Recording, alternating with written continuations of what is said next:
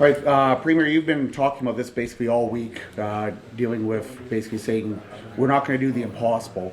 But I was hoping that you could maybe clarify in more greater detail why you're here in Estevan, particularly what's going to be happening with each of the different power stations. Well, it's been far too long that we and Sask Power jointly just haven't been able to provide, the folks in Estevan who generate a large portion of the power that's utilized in this province, to provide them with as much certainty as we can. And the reason for that, as I said the other day, is we are consistently having these shifting sands on, regulatory changes, introductions of carbon taxes, increasing of the carbon tax rate, pulling forward of the regulations around the phase out of coal. And every time Sask Power has been able to try to set a directions, the sand once again shifts under their feet, and we have to go back to the drawing board. And so what, in tying in with our statements earlier this week, where the federal plan as it stands is just not attainable. It's unachievable.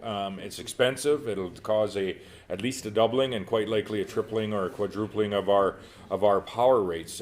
We need to work on a Saskatchewan plan, and that's exactly what we have done. I would say it's still even in its infancy, as we have some decisions to make and some discussions to have with various levels of government, but not the least is the people in Estevan that have provided power to this province for decades in the past. And I would say we want to have that discussion about how we're going to continue to provide power for decades into the future coming out of this community as well. Did you have any announcements for those who are gathered here today? And our announcements really were the other day. As listen, we have two challenges. That really lead into our inability to set net zero as 2035 for any type of a target for this province. First challenge that we're faced with is the coal phase out by 2030. Second challenge ultimately are the clean fuel regulations, both of which would shutter about 65% of our generation capacity, about 70 to 80% of our usage of power in this province, as we receive that much from natural gas and coal.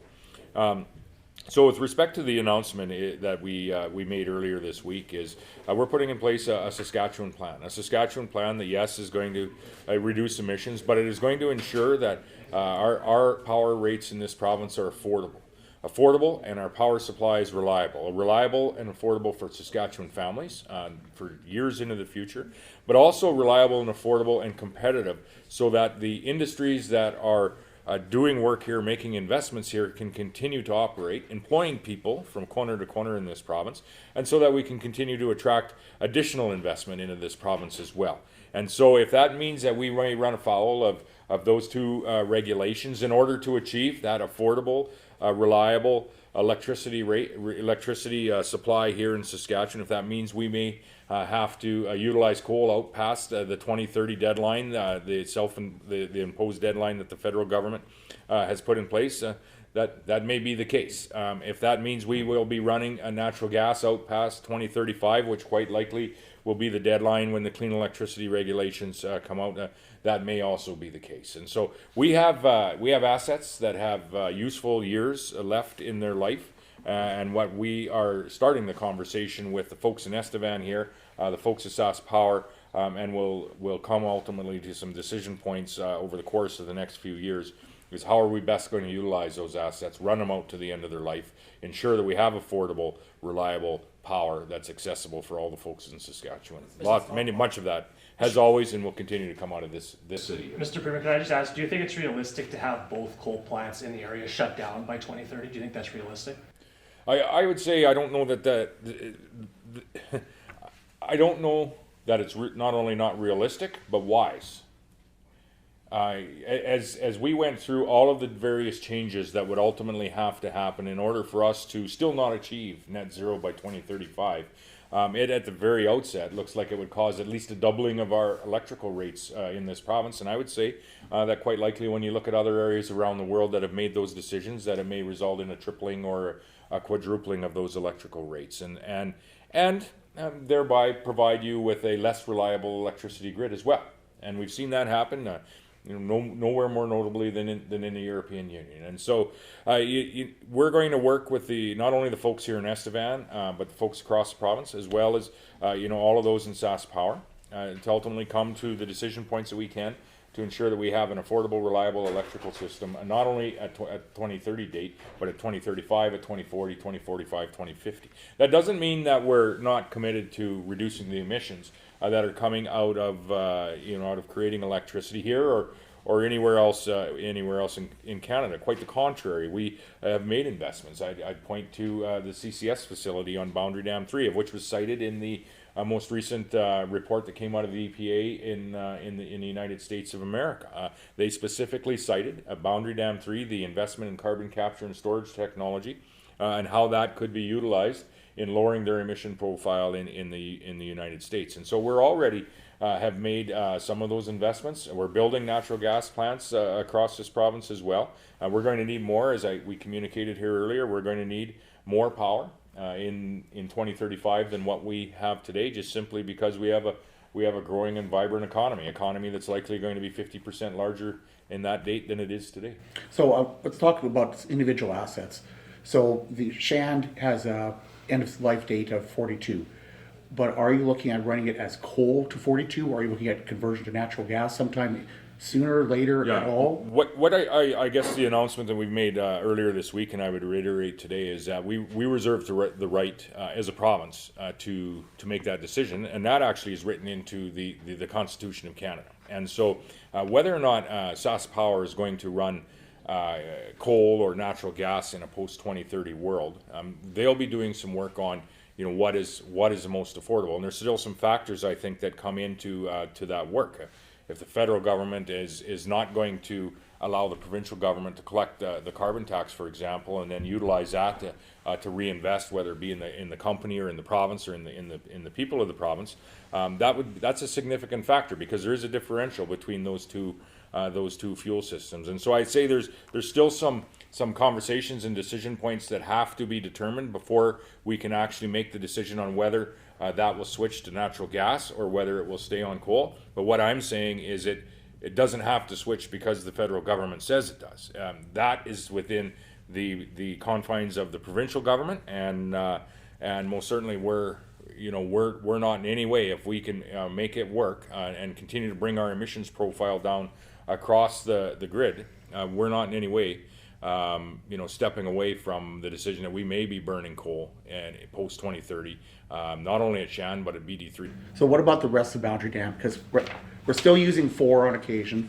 5 is supposed to shut down soon, but I'm guessing we'll probably still use it for a while. Yeah. And then 6 is supposed to be at the end of this decade, supposed to shut down. If you convert Shand to natural gas, and if only BD3 is running, that's basically a small unit. Is there enough need to actually operate a coal mine and for just BD3 for 150? And again, SaskPower is looking at the economics of both scenarios, and many of the other coal assets that we have, whether it be Poplar River, which is another very difficult conversation that's happening there, but the BDs outside of 3. All of the BD units, their 50-year lifespan is prior to 2030, and so that is a little bit of a different conversation. But I think what would enter in to that conversation is yes, the question around Shand, because it still has 12 years of its lifespan left. Boundary Dam 3, I believe, has 14 years of its lifespan left out to 2044. There's some coal-fired generators in other parts of Canada that have a lifespan out till 2040 or thereabouts, and they'll be having those very same conversations. But I think as we achieve the 50-year lifespan of the coal-fired generator, so a number BD 4, 5, and 6, that we really have that forward-looking conversation about incorporating small modular reactors into our power grid in the province. As you know, Estevan has been identified as one of and a very likely area of the province where we would be locating, or SaskPower would be locating one of those small modular reactors. What I would say, and with respect to maybe your question earlier around the commitments that were made today, we have a significant amount of transmission capacity that come out of the Estevan area. We're building some transmission capacity for import or export into the south of Estevan, into the U.S. power grid. We're going to utilize. The plan is to utilize that transmission capacity. So if we have to run the coal assets that we have out to the end of their life, if we have to make a decision around transitioning those to natural gas, but as we look forward and using those transmission assets, I think, and we're already a number of years down the way on, how could we ultimately construct a small modular nuclear reactor in or near the community. That 50-year limit for coal, does that apply if you convert those units to natural gas? Like, could you convert Boundary Dam 5 and 6 to natural my gas? understanding, roughly, it does, because and maybe not precisely to the year, but just because of the plant needs refurbishment at that point in time. And so I might not be entirely correct on that. That would be a question best for Rupin Pandya with Sask Power. But my understanding is that you're starting to get to a time where there has to be a significant refurbishment to the plant. And so, as we look ahead 10, 20, 40 years, do you want to be investing those dollars into a small modular reactor plant or in refurbishing a coal-fired plant? Has a final decision been made on the future of Unit 6? Unit 6 would be, when's its 50 year? 29. 29, and so that would be the time that we would look, or if we could run it for a short period of time later if we needed the power. I suppose that could be part of that discussion as well. But as we look long term, we're looking at a couple of things. Is there an opportunity to run our assets out to the end of their life, to provide that reliable, the most affordable power we can in the province? And is there an opportunity for us, and how are we going to provide that baseload power for generations into the future at an affordable and reliable rate? And we have really three options today: gas, coal, and nuclear. And as we look out decades ahead, I think that you're going to see, quite likely, nuclear is going to be a larger part of that conversation. I wanted to ask you about that because you've been referring to running everything out to end of life, but you haven't been saying, okay, this unit shuts down at the end of life, and this unit shuts down.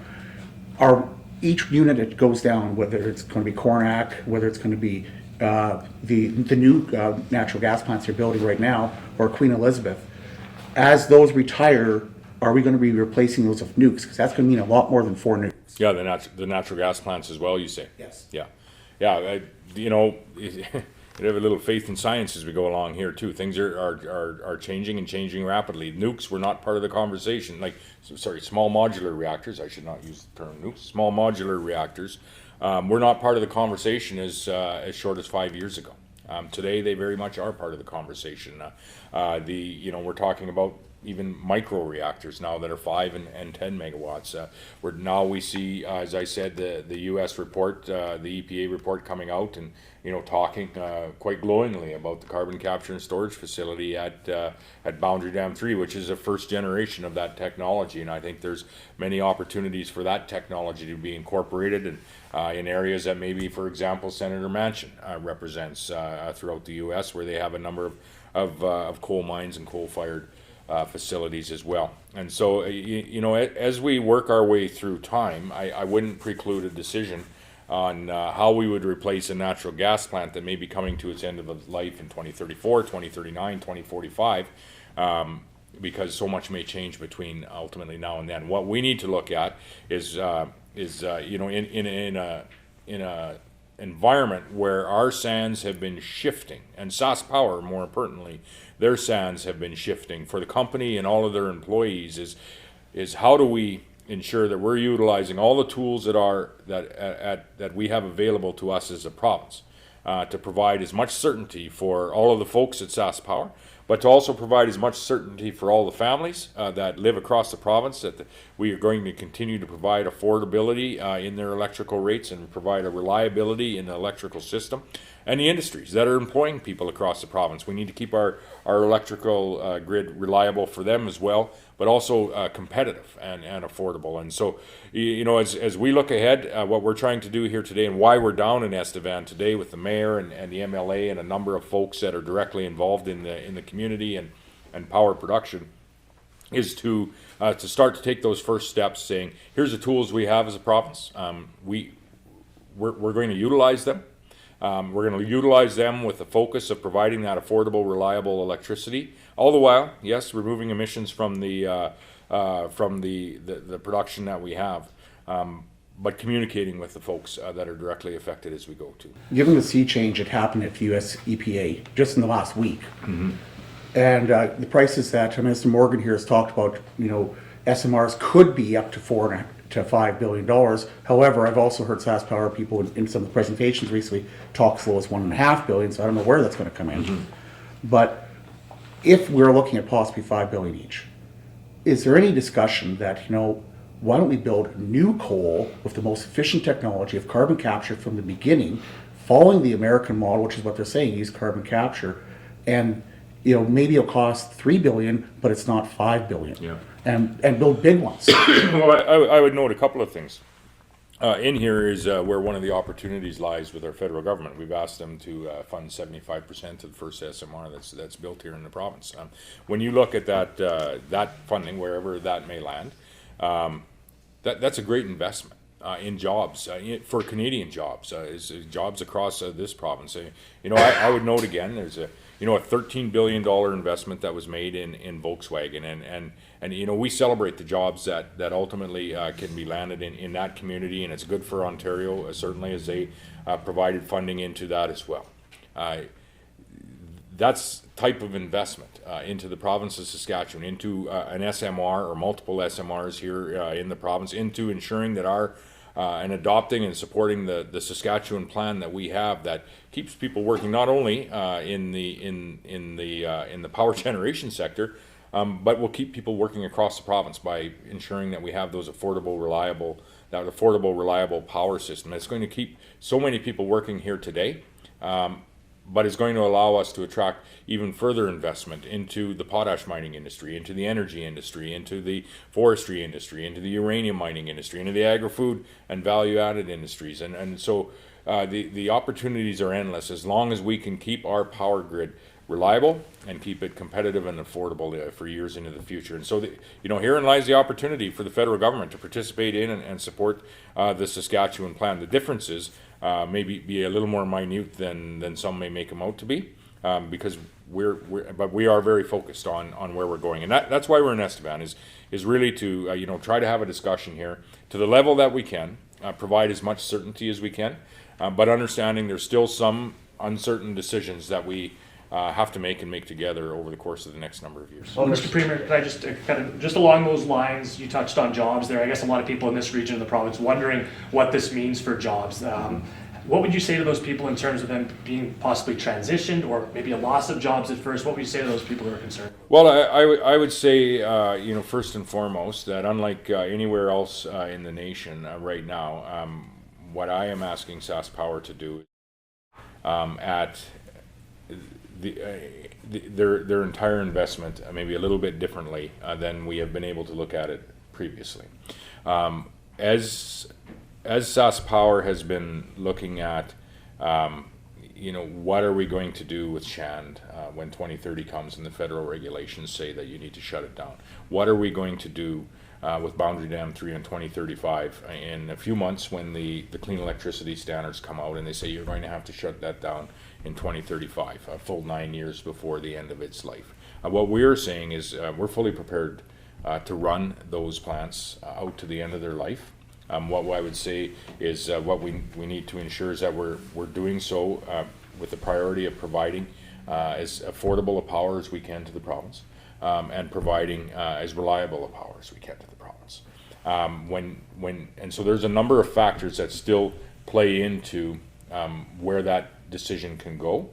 For example, the federal government still collects the carbon tax, and there's a lot more carbon tax on a coal-fired plant like Shand than there is if you were to convert it to gas. And so it's imperative, I think, in the months ahead that the province of Saskatchewan regain control over the collection of the carbon tax, so that we can then make provincial decisions with respect to ultimately where those dollars could go in achieving that affordable, reliable power supply. And so what I would say is that Saskatchewan now is in a position to a person that's maybe working in a coal mine in Estevan here, or in a power plant in Estevan, or at the Shand Power Station, is we're in a position where we are utilizing all of the tools that we have.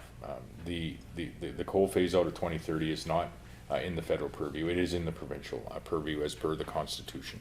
We're going to make those decisions alongside you and alongside all of the people in Saskatchewan, prioritizing an affordable, reliable power system, and we're fully prepared to utilize those plants out to the end of their life cycle. And as I said, a few more things fall into place, and then we'll be able to choose the fuel.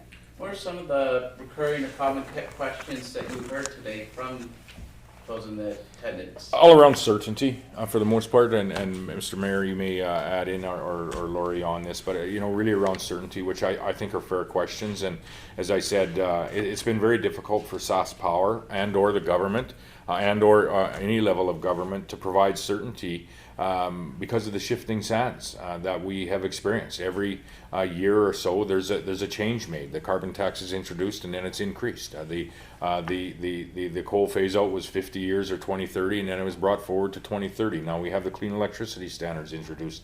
Those are going to come on. So the shifting sands have made it incredibly difficult for any power corporation across the nation of Canada to do any significant planning about what does the next 10 or 20 years ago be about. So a lot of questions about certainty, of which we're trying to provide as much as we're able. And, I think just to add on to what the Premier just said is we do have that 1,200 megawatts of capacity within the Estevan area, and that 1,200 megawatts will be used into the future. Just some more decisions need to be made around the fuel supply. So, Mayor, can you speak to that as well? Yes, well, I thought the conversation went very good today. We appreciate the Premier and the ministers coming down. It shows the importance that they put to this file.